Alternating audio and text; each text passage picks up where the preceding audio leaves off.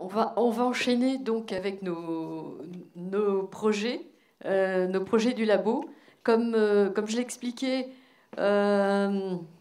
cette année, c'est Voyelle Acquer qui dirigeait les nouvelles écritures sur France Télévisions qui accompagne ce labo. Ensemble, on a effectivement réuni un jury qui, cette année, était, comme l'an dernier, international, qui essaie tout de suite d'avoir des opportunités, comme vous le voyez, de coproduction. Donc, d'où le Fonds des médias du Canada, d'où l'ONF pour la partie Canada, d'où la RTS pour la Suisse, Wallimage pour la Belgique et la RTBF. Ils ont eu un franc enthousiasme et surtout, ils ont énormément travaillé sur les projets, et en particulier le Canada. Alors, le principe, c'est donc qu'on choisit 8 lauréats. Sauf que cette année, on a en plus été chercher une difficulté supplémentaire puisqu'on a un partenariat avec le Discope Africa de Johannesburg. Et on a pris un projet, qui est un projet de web-série. Ils ne sont pas là, non, ils sont pas là maintenant parce qu'ils ne parlent pas français et qu'ils sont un peu aussi jet-lagués. Et ce projet est co-coaché entre Arte et le labo d'Ipôle. Les coachs, on y reviendra, c'est Voyelle qui présentera les coachs. Donc les projets, ils sont coachés pendant jusqu'à début juillet. Et non seulement on coach les gens, et vous verrez tout à l'heure avec Voyelle les personnalités qui les accompagnent. Je pense que ce sont les meilleurs experts du transmédia et qui savent très bien ce que c'est qu'une communauté de fans et comment on l'émule. Non seulement on les forme, mais non seulement on les coach, mais on les forme. Et on a fait un partenariat avec le CIFAP, qui a Rémi là dans la salle, et avec l'INA, et qui sont 2 membres du pôle et à qui on a progressivement appris à travailler en coopétition. Et on fait ça maintenant depuis 5 ans. On s'assied autour d'une table et chaque année, on réécrit les formations les mieux adaptées aux tendances, pour revenir à la notion de tendance, aux tendances du transmédia, des contenus immersifs et interactifs. Donc cette année, comme vous le voyez, on maintient toujours notre pitch transmédia, parce que c'est capital, c'est pas évident de décrire à la fois son histoire et son architecture narrative, son dispositif. Comment penser ou pas d'ailleurs, hein, comme le disait Julien, moi la VR, c'est pas, pour l'instant, c'est pas tout à fait mon objectif. Donc comment penser ou pas un projet immersif, mais un projet immersif, ça peut aussi être un projet simplement filmé en 360 VR. Le marketing et la gestion de l'audience, ben ça je crois qu'on vient d'avoir de ce côté-là un cours magistral. Et bien sûr, capital, le management et les workflows des projets immersifs. Alors, Voyelle va vous présenter les coachs et de suite après, on attaquera les pitchs. Aujourd'hui, c'est la première fois que les projets vont être pitchés, donc on vous demande beaucoup d'indulgence. Et pour ce premier pitch, en fait, ils vont appliquer une des formations qu'ils ont eues il y a 10 jours, 8-10 jours, qui est l'élévateur pitch transmédia. Alors là, c'est vraiment, on commence grosso modo à leur donner la plus grosse difficulté. Si tu veux venir, Voyelle, je te remets les coachs. Merci. Déjà, merci de m'avoir fait l'honneur de marrainer cet incubateur cette année. Moi, ça fait 5 ans que je suis le labo, en fait. Ça fait 5 ans que tu me demandes de venir intervenir, soit dans la masterclass, soit dans la journée diffuseur. Et ça fait 5 ans, pour avoir été vraiment aux avant-postes de cette création digitale, que je vois cette industrie, parce qu'on peut commencer à l'appeler industrie, émerger et se professionnaliser d'année en année. Et j'avoue que cette année, les projets sont particulièrement excitants. Ils sont très variés. Vous allez voir ça avec le pitch en 1 minute. On a une petite gageure qui est de terminer à 18h30, donc on va faire court. Et en même temps, qui dit court dit bon. Et du coup, je voulais juste vous dire que donc, ce labo, chaque année, s'améliore sur certains points. Vous avez vu que cette année, on avait un jury particulièrement dynamique, international, paritaire. C'est important de le dire. Il y avait plus de femmes. Et je constate aussi que depuis quelques années, les femmes sont particulièrement exigeantes et pertinentes dans ce secteur. Et donc, les nouveautés aussi, c'est que vous avez été tellement bons, les porteurs de projets, que les coachs avec qui nous avons débattu ce midi, après vos discussions du matin, se sont battus pour vous avoir. Et du coup, il y aura à nouveau une petite innovation cette année sur le coaching, mais vous allez voir, vous avez tout à y gagner. C'est qu'il y a certains projets qui vont avoir 2 coachs, puisque nous avons envisagé d'imaginer des binômes de coachs sur des approches évidemment différentes, mais complémentaires autour de vos projets. Et nous en réjouissons. Alors, sans plus tarder, on va passer au pitch en 1 minute. Alors, évidemment, comme Lydie l'a dit, on va vous demander beaucoup d'indulgence parce que on en est qu'au tout début de cet incubateur qui va durer plusieurs mois et qui va aller jusqu'à de l'accompagnement auprès des chaînes et éventuellement même pour certains d'entre eux sur des festivals. Donc ils ont pour l'instant eu que les bénéfices d'une séance de formation autour du pitch. Il y en aura, ce qui est intéressant, c'est qu'ils en auront une deuxième à l'issue de tout leur parcours de formation et quand ils auront déjà commencé le travail avec leur coach. Donc ça va permettre au fur et à mesure des semaines et des mois d'améliorer encore et encore leur projet. Ce qui, selon moi, est sans doute l'essence de ces projets digitaux, c'est de se remettre en question en permanence parce que le monde change, les audiences évoluent, les stratégies de distribution évoluent. Et voilà. Et pour terminer, cette année, on va essayer d'aller encore plus sur une question de faisabilité, de distribution, de financement de ces projets. Et voilà, et c'est peut-être aussi un peu la raison de ma présence dans ce lab. Alors, le premier projet, c'est Antécris. Donc, c'est un projet d'animation. Et puis, ce que je vous propose, c'est que vous faites le pitch en 1 minute. On ne fera pas des retours après chaque pitch, on fera plutôt un retour global à la fin. En revanche, je vous dirai à la fin du pitch qui sera votre coach ou vos coachs. Voilà. Gros suspense.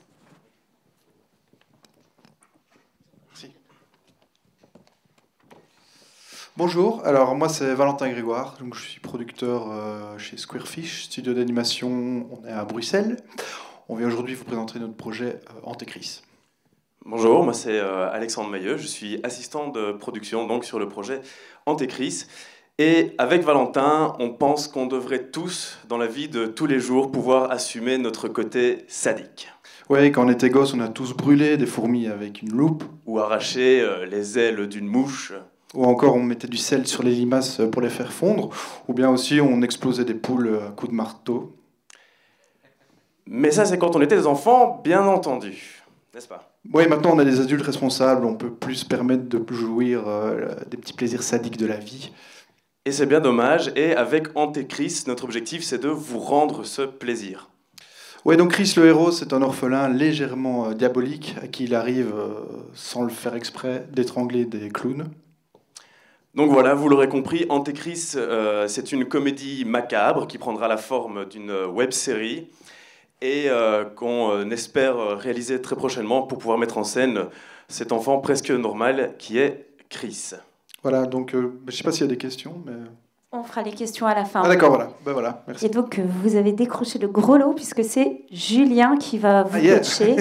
Cool. Et vous aurez également en renfort Johanna, que vous avez rencontrée aussi ce matin. A priori, vous avez chacun a rencontré les coachs qui va les suivre. Donc, c'est pas une... Johanna qui a fait les Anouki pour... Johanna avec qui on a fait les Anouki. France TV Info. Voilà.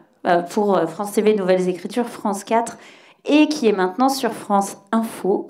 Et on est très fiers de cette petite migration, on en parlait tout à l'heure, de création web qui va ensuite en télé. Mais ce n'est pas une fin en soi. Ça ne doit pas l'être. Petit conseil personnel. Ensuite, on va appeler l'équipe de Cocotte Minute. Ils sont arrivés en force ce matin. Et il n'y en a plus qu'un. Ah, tu es tout seul. D'accord. Ah, d'accord. Merci. Bonjour, je suis Teddy Aymar, producteur et co-auteur du projet Cocotte Minute. Cocotte Minute, c'est une immersion dans un monde vivant, intégralement composé de gravures sur bois.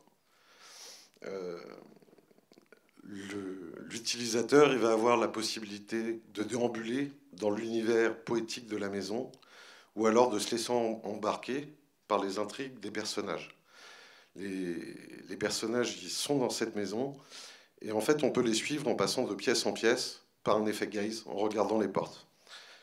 Il y a 6 minutes d'expérience. 6 minutes, c'est le temps vécu par l'utilisateur et c'est le temps vécu par les personnages. Pas plus, pas moins. Conclusion, notre utilisateur, il ne pourra pas tout voir. C'est pas possible, pas en une première fois, pas en une première vision.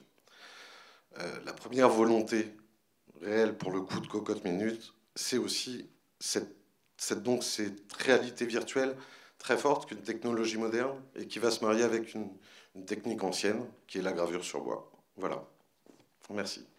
Bon, bravo pour cet univers extrêmement innovant. On ne sait pas encore trop la forme que ça va prendre, mais on a compris qu'il y avait de la réalité virtuelle. Et du coup, pour ce projet, nous avons décidé de vous mettre dans les mains du meilleur, si on peut le dire. En tout cas, c'est Michel Réac, qui, hélas, n'est pas ici aujourd'hui. Mais si vous discutez un petit peu avec lui, vous verrez pourquoi nous avons fait ce choix. Voilà, prochaine équipe. La vie des drones. La vie des drones.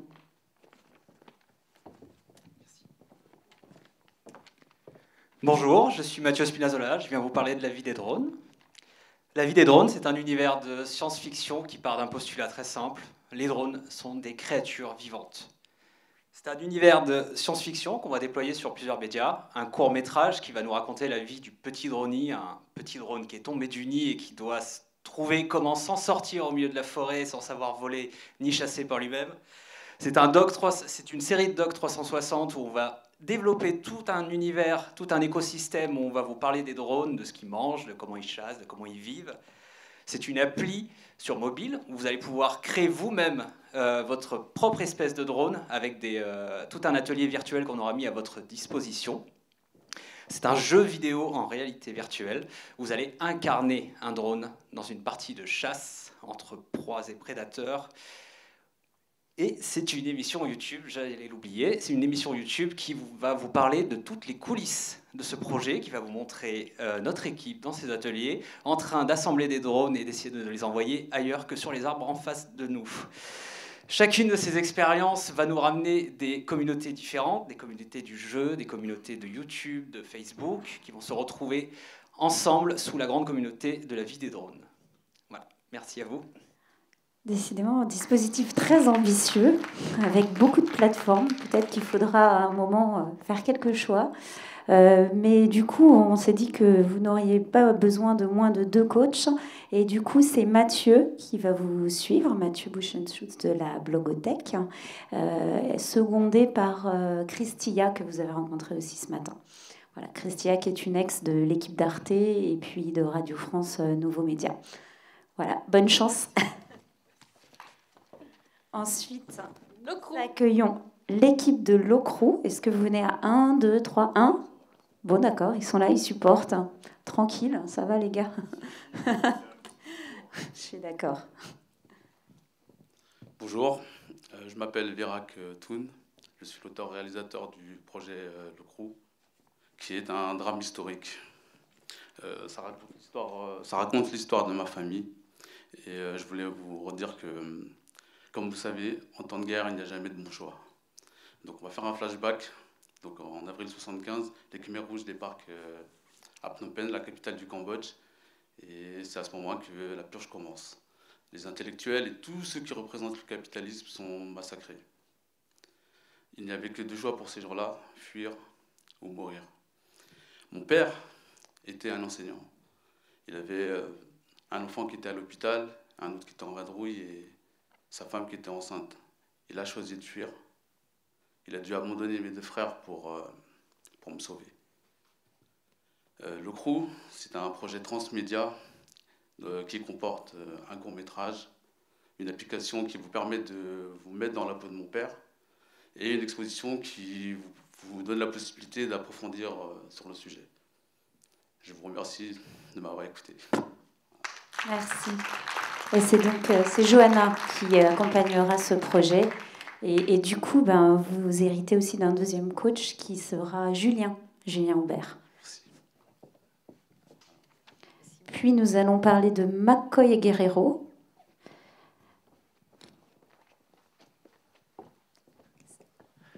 Bonjour à tous, je m'appelle Pierre Lacombe et j'ai créé Celestory. C'est une technologie qui permet d'automatiser la création de jeux vidéo à partir de contenus audiovisuels textuels, images et vidéo 360. Notre prochain jeu, c'est McCoy et Guerrero. C'est un buddy movie en 5 épisodes d'1 heure qui vous met dans la peau des 2 pires flics de New York dans les années 70. Chaque choix que vous faites influence votre enquête, votre destin et celui des personnages qui vous entourent. Alors, serez-vous plutôt intègre, plutôt borderline, plutôt ripou ou plutôt gangster ? Depuis 2013, les jeux vidéo narratifs ont été vendus à plus de 100 millions d'exemplaires dans le monde, une véritable vague. Nous recherchons actuellement un distributeur international pour devenir la prochaine pépite du jeu vidéo français. Et si c'était vous, les héros de notre aventure. Je vous remercie. Merci. Et donc, vous serez accompagné par Anne Bouisset, qui est peut-être encore là, ou elle est partie. Elle devait partir. Ouais. Elle est partie. Puis, nous parlons des tableaux d'histoire. C'est pas toi encore, Karim. C'est Laurent. Laurent ? Désolée, mais comme on a prévu les tableaux dans l'ordre... Bonjour, je m'appelle Laurent Thierry, je suis producteur et auteur du projet Tableau d'Histoire. Mon idée préalable, c'était de moderniser un petit peu l'histoire, l'approche que l'on en a. Je pense qu'on est souvent fan des images de foot, ces espèces de replays d'instantanés où les footballeurs sont juste figés et la balle est en train d'entrer dans la lucarne. Ici, c'est le même principe. J'ai pris cet exemple de la campagne napoléonienne de Napoléon. On a tout refait en 3D. C'est un instantané où ils sont en train de trouver une des premières antiquités égyptiennes.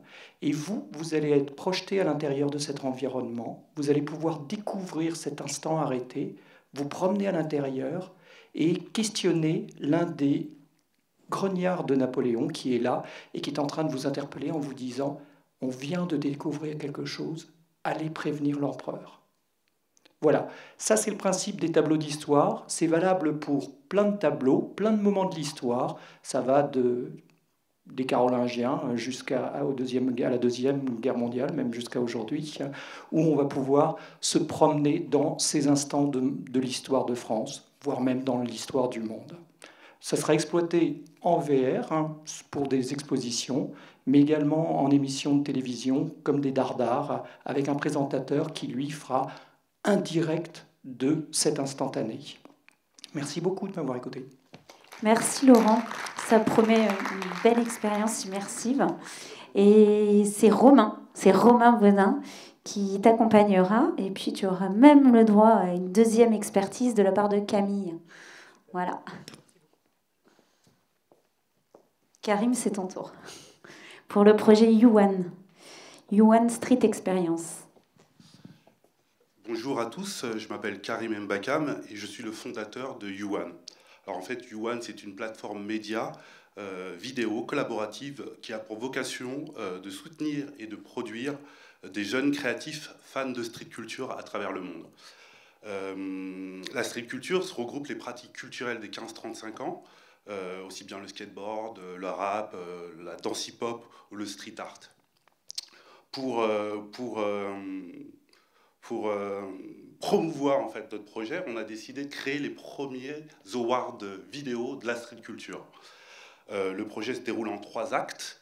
la diffusion d'une web-série interactive qui plongera l'internaute dans l'univers des différentes disciplines, la remise de prix qui aura lieu au Casino de Paris, qui sera aussi sous forme de show télé, qui sera retransmis sur notre plateforme, et enfin un documentaire de 52 minutes façon road trip qui nous emmènera à la découverte des acteurs de la street culture à travers la France. Voilà, merci à vous. C'est un autre projet très ambitieux en termes de distribution, de stratégie et de contenu. Et du coup, ce sera Christilla qui te suivra, qui suivra le projet. Et Mathieu aussi qui a souhaité vraiment s'associer à ta réflexion parce qu'il sentait beaucoup d'affinité sur ce projet-là. Donc voilà, c'est Christilla, mais tu auras aussi l'expertise de Mathieu. Et alors, c'est un projet qui nous tient très très à cœur parce que c'est un projet in Seine-Saint-Denis. Il est né ici et il ira bien au-delà. Merci Karim. Et on finit par WebMob qui aurait dû nous être présenté par Martin, mais c'est Julien. Que fais-tu ici, Julien? Tu as vu de la lumière, tu es rentré. Oui, je squatte. Oui, en effet. Normalement, ça devrait être Martin qui pitch. C'est Martin qui développe ce projet chez nous. Donc voilà, je viens coacher, je coach des groupes. Mais comme quoi, même quand on est coach, on a besoin du feedback des autres. On a besoin du feedback d'autres coachs. J'attends de savoir qui va coacher ce projet. C'est un projet sur lequel, petite explication, c'est un projet sur lequel on a déposé au CNC et ils nous ont dit non. Ils nous ont dit, vous n'avez pas encore trouvé le truc, vous n'avez pas bien bossé le truc, vous tournez autour, vous n'avez pas la solution.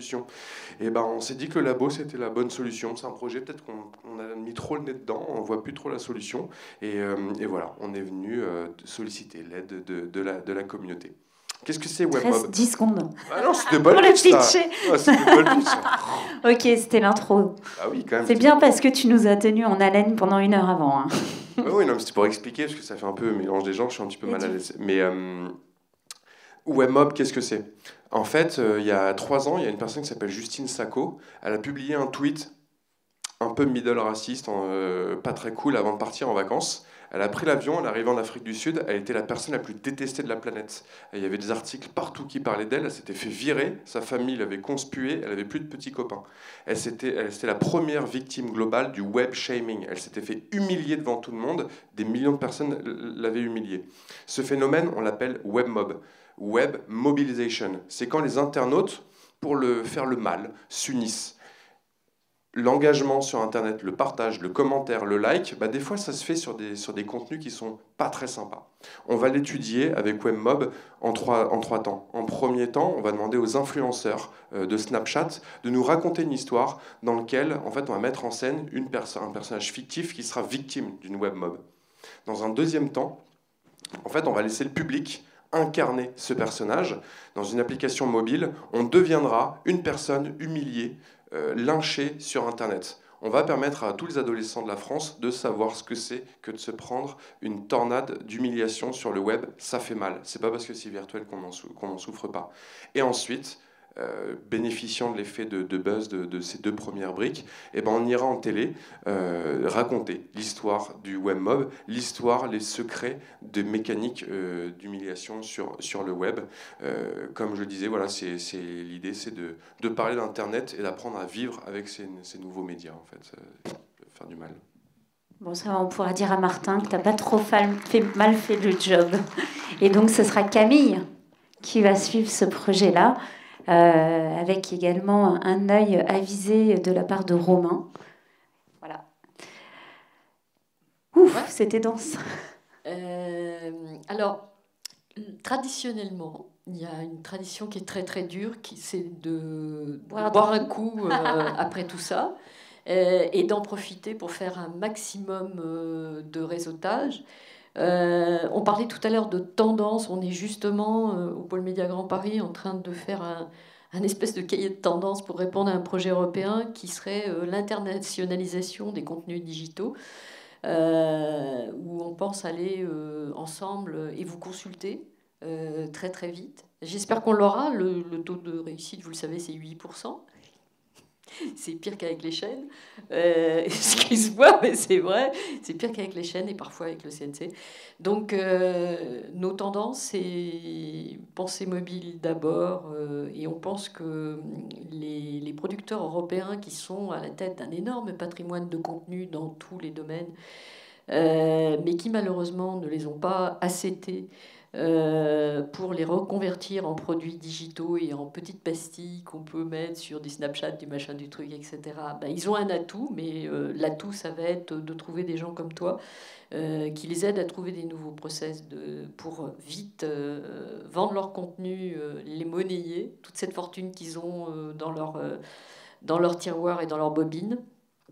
Et puis surtout de renouveler l'expérience de nos publics sans nous occuper de savoir jusqu'où on ira, c'est-à-dire de partir parfois de l'entertainment, comme tu l'as dit, de la BD, et puis d'aller jusqu'à la vie réelle, dans la ville digitale, dans les transports connectés, laisser aller notre imagination et notre créativité. C'est ce qu'on propose de faire, et si on l'a, eh ben, pendant 18 mois, vous nous aurez sur le dos pour que vous nous disiez est-ce que c'est ça la bonne tendance? Est-ce qu'il y a un modèle économique? Est-ce qu'on va à l'international? Et si oui, où, quand, comment et avec qui? Voilà. Moi, je voulais juste rebondir sur un truc que tu disais, Julien, tout à l'heure, et merci de l'avoir dit. On est là, ici, éventuellement, pour craquer ce qui va faire que ton projet va fonctionner. Pour traîner un peu dans cet univers de la création digitale depuis un moment, je crois qu'il y a encore quelque chose à inventer. Tu disais tout à l'heure VR, pas VR. En fait, finalement, tout ça, c'est des outils. On sait, le vrai truc, c'est qu'est-ce qu'on raconte comme histoire, en utilisant quel outil et à qui on s'adresse. Et je crois qu'il y a vraiment encore un truc à craquer. Et c'est en toute humilité, en toute modestie, ce qu'on se propose de faire individuellement sur ces projets-là. Voilà, et moi je suis passionnée par ça, je suis très excitée de regarder en permanence quelles sont les nouvelles tendances, avec beaucoup de modestie et d'humilité, parce que bien prétentieux est celui qui prétend avoir la recette magique, il n'y en a pas, et on est tous là pour la trouver, ou en tout cas trouver des choses qui fonctionnent, mais potentiellement il y a un marché immense. Et je pense que c'est ce que aussi tous les diffuseurs et tous les acteurs traditionnels attendent, et qu'il ne faut pas baisser les bras, et qu'il faut y aller à fond. On va boire un coup. Merci à tous.